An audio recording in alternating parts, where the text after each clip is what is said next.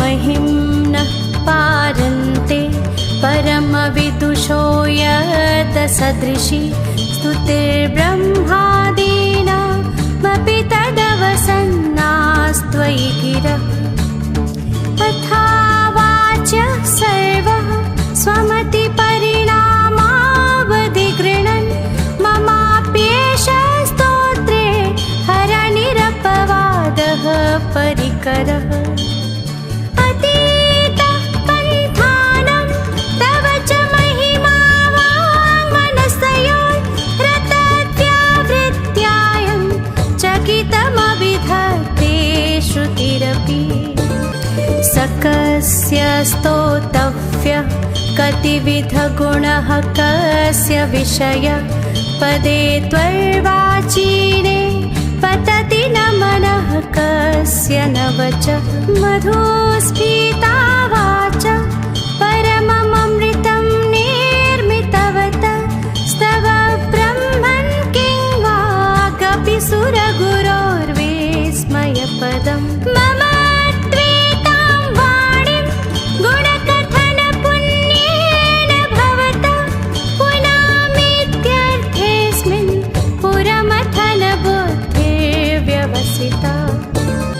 तवैश्वर्यं यत्तत् जगदुदयरक्षा प्रलयकृत् त्रयीवस्तु व्यस्तं त्रिशिषु गुणभिन्नासु तनुषु अभाव्यानामस्मिन् वरदरमणीयामरमणिं विहन्तुं व्याक्रोशिं विदधतैहैके जडधियः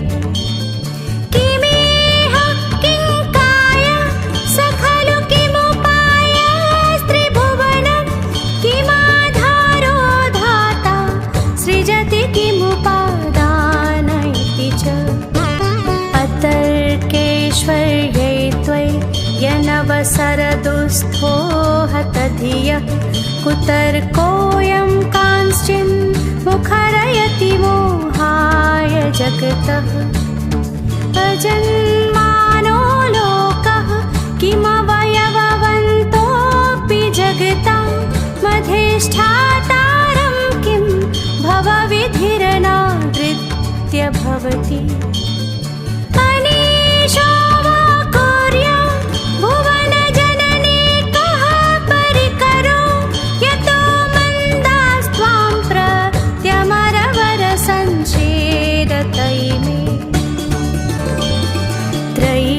साङ्ख्यं योगः पशुपतिमतं वैष्णवमिति प्रभिन्ने प्रस्थाने परमिदमदः पथ्यमिति च रुचीनां वैचित्र्याद्रुजुकुटिलनाना पथजुषां नृणामेको गम्यस्त्वमसि पयसामर्णव इव खट्वाङ्गं परशुरजिनं भस्मफणिनं कपालं चेति तव वरदतन्त्रोपकरणं सुरास्तां तां वृद्धिं दधति च भवद्रूप्रणिहितां न हि त्वात्मा रामं विषयमृगतृष्णा भ्रमयति ध्रुवं कश्चित् सर्वं सकलमपरस्त्वध्रुवमिदं परो द्रव्याद्रव्ये जगति गदति व्यस्तविषये समस्तेऽपि तस्मिन् पुरमथनतैर्विस्मतैव स्तुवन् जिह्रेमि त्वां न खलु ननु दृष्टा मुखरिता तवैश्वर्यं यत्नात् यदुपरि विरिञ्चो हरिरथः परिच्छेतुं यातावनलमनलस्कन्दवपुषः ततो भक्तिश्रद्धा भरगुरुगृणद्भ्यां गिरिशयत् स्वयं तस्ते ताभ्यां तव किमनुवृत्तिर्न फलति अयत्नात्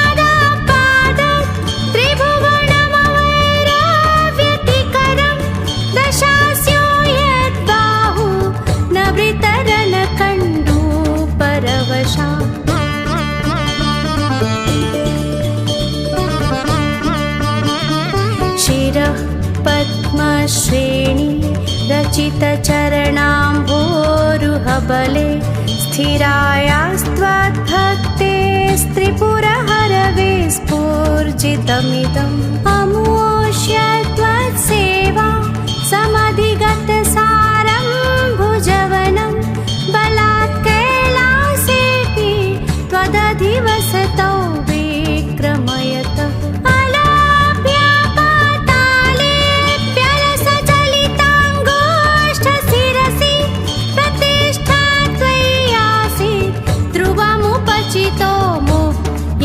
खलः यदृद्धिं सूत्राम्नो वरद परमोच्चैरपि सति अधश्चक्रे बाणः परिजनविधेयस्त्रिभुवनः न तच्चित्रं तस्मिन् वरिवसितरि त्वच्चरणयो न कस्याप्युन्नत्यै भवति शिरसा त्वय्यवनति अकाण्ड ब्रह्माण्ड क्षयचकित देवासुरकृपा विधेयस्यासीद्यस्त्रिनयनविषं संहृतवतः सकल्माषकण्ठे तव न कुरुते न श्रियमहो विकारोऽपि श्लाघ्यो भुवनभयभङ्गव्यसनिनः असिद्ध्यार्थानेव क्वचिदपि सदेवासुरनरे निवर्तन्ते नित्यं जगति जयिनो यस्य विशिखः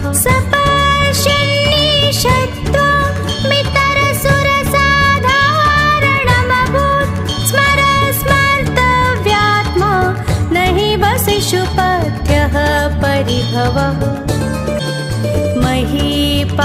महीपादाघातात् व्रजति सहसा संशयपदं पदं विष्णोर्भ्राम्यत् भुजपरिघरोग्नग्रगहणं मुहूर्द्योर्दोस्थन्या यनिभृतजटाताडितटिता जगद्रक्षायै त्वं नटसि ननु वामैव विभूता विदव्यापितारा गणगुणितफेनोदमरुचि प्रवाहो भाराम्यः वृषतलघुदृष्टः शिरसि ते जगद्वीपाकारं जलधिवलयं तेन कृतमेत्यनेनैवोनेयं धृतमहिमदिव्यं तव वपुः रथः शोणीयन्ता शतधृतिरगेन्द्रो धनुरथो रताङ्गे चन्द्रार्कौ रथचरणपाणिः शरयति दिधाक्षोस्ते कोऽयं त्रिपुरतृणमाडम्बरविधिर्विधेय क्रीड्यन्तो न खलु परतन्त्रः प्रभुधियः हरिस्ते साहस्रं कमलबलिमाधाय पदयो यदेकोणे तस्मिन् निजमुदहर नेत्रकमलं गतो भक्त्युद्रेकः परिणतिमसौ चक्रवपुषा त्रयाणां रक्षायै त्रिपुरहर जागर्ति जगताम्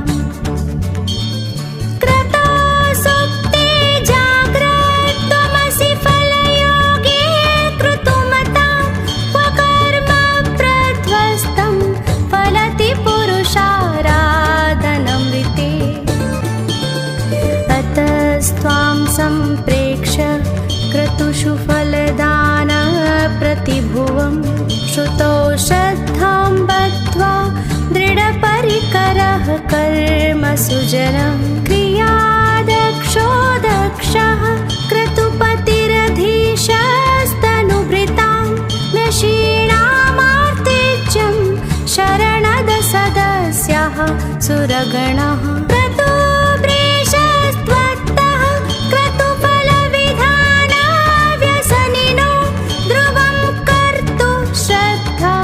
विधु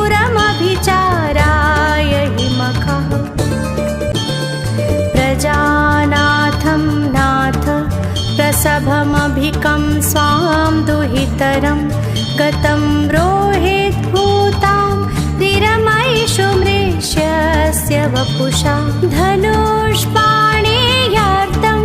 दिवमपि सपत्राकृतममुं त्रसन्तं तेऽद्यापि त्यजति न मृगव्याधरभसः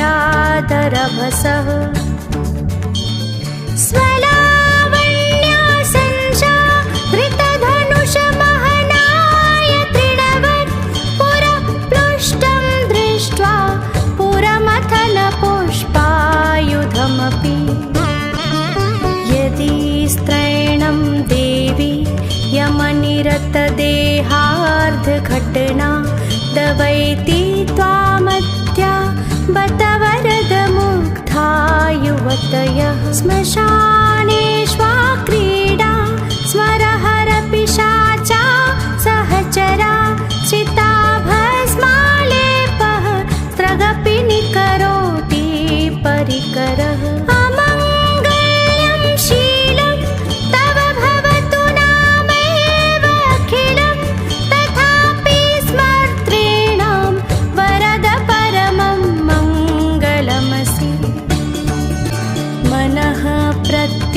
चित्ते सविधमवधायात्तमरुतः प्रहृष्यद्रोमाणः प्रमदसलिलोत्सङ्गितदृशः यदा लोक्यालादं हृदैव निमज्यामृतमये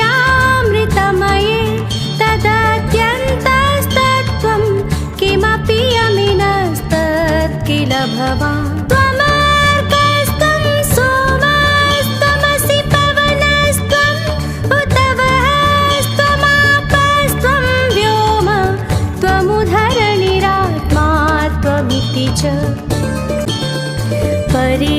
परिच्छिन्नामेवं त्वयि परिणता बिभ्रतु गिरं न विद्मस्तत्त्वं वयमिह तु यत्त्वं न भवसि त्रयीं तिस्त्रो वित्रिस्त्रिभुवनमथो त्रीनपि सुरा नकाराद्यैर्वर्णैस्त्रिभिरभिदधतीर्न विकृति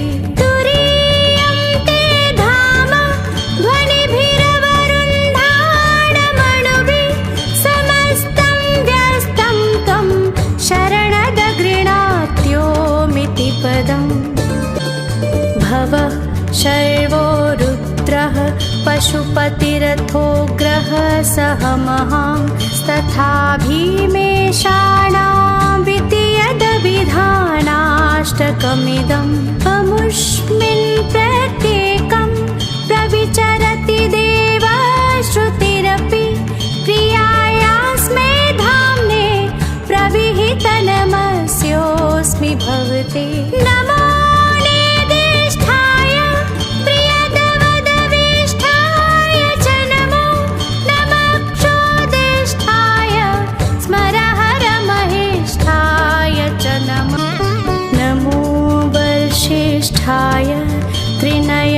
त्रिनयनयविष्ठाय च नमो नमः सर्वस्मै ते तदिदमिति शर्वाय च नमः बहुलरजसे विश्ववोपत्तौ भवाय नमो नमः प्रबलतमसे तत्संहारे हराय नमो नमः जनसुखकृते सत्त्वोद्रिक्तो मृडाय नमो नमः प्रमहसि पदे निस्त्रैगुण्ये शिवाय नमो नमः कृशपरिणति चेतः क्लेशवश्यं क्वचेदं क्व च तव गुणसीमोल्लङ्घिनी शश्वतृद्धिः इति चकितं मन्दीकृत्य मा भक्तिराधा वरदचरणोस्ते वाक्यपुष्पोपहारम् असितगिरिसमं स्यात् कज्जलं सिन्धुपात्रे सुरतरुवरशाखा लेखनी पत्रमूर्वी लिखति यदि गृहीत्वा शारदा सर्वकालं तदपि तव गुणानामीश पारं न याति। असुरसुरमुनीन्द्रैरर्चिते अस्येन्दुमौले ग्रथिगुणमहिम्नो निर्गुणस्येश्वरस्य। सकलगणवरिष्ठः पुष्पदन्ताभिधानो रुचिरमघुलवृत्तेः स्तोत्रमेतच्चकार। अहर्हरनवध्यं धुर्जटे स्तोत्रमेतत् पठति परं भक्त्या शुद्धचित्तपुमान्यः। स भवति शिवलोके रुद्रतुल्यस्तथात्र प्रचुरतरधनायुः पुत्रवान् कीर्तिमांश्च। महेशान्नापरो देवो महिम्नो नापरा स्तुतिः। अघोरान्नापरो मन्त्रो नास्ति तत्त्वं गुरोः परम्। दीक्षादानं तपस्तीर्थं ज्ञानं यागादिका क्रिया महिम्नः तव पाठस्य कलां नार्हन्ति षोडशी। कुसुमदशननामा सर्वगन्धर्वराजः शिशुशशिधरमौलेर्देवदेवस्य दासः। स खलु निजमहिम्नो भ्रष्टेवास्य रोषा। स्तवनमिदं कार्चीद्दिव्यदिव्यं महिम्नः। सुरवरमुनिपूज्यं स्वर्गमोक्षैकहेतुं पठति यदि मनुष्यः प्राञ्जलिर्नान्यचेताः। व्रजति शिवसमीपं किन्नरैः स्तूयमानः।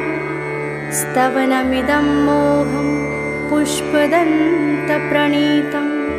आस्माप्तमिदं स्तोत्रं पुण्यं गन्धर्वभाषितम्।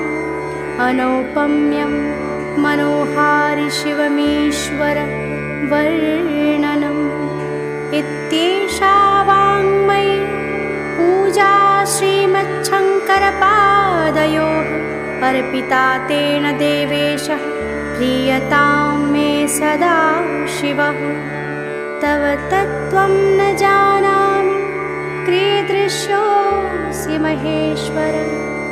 यादृशोऽसि महादेव तादृशाय नमो नमः। एककालं द्विकालं वा त्रिकालं यः पठे नरः सर्वपापविनिर्मुक्तः शिवलोके महीयते। श्रीपुष्पदन्तमुखपङ्कजनिर्गतेन स्तोत्रेण किल्बिषहरेण हरप्रियेण कण्ठस्थितेन पठितेन समाहितेन सुप्रीणितो भवति भूतपतिर्महेशः।